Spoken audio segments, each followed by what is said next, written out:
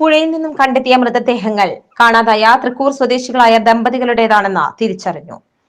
തൃക്കൂർ മുട്ടൻസ് കോർണറിന് സമീപം ഉത്രാടം വീട്ടിൽ 62 വയസ്സുള്ള വിജയകുമാർ, ഭാര്യ 59 വയസ്സുള്ള രാജേശ്വരി എന്നിവരാണ് മരിച്ചത്. ഞായറാഴ്ചയാണ് കടലാശ്ശേരി പാലക്കടവ് മണലിപ്പുഴയിൽ നിന്നും വിജയകുമാറിന്റെയും തിങ്കളാഴ്ച വലപ്പാട് ചെമ്മാപ്പള്ളി കടവിൽ നിന്നും രാജേശ്വരിയുടെയും മൃതദേഹങ്ങൾ കണ്ടെത്തിയത്. ശനിയാഴ്ച മുതൽ ഇരുവരെയും കാണാതാവുകയായിരുന്നു.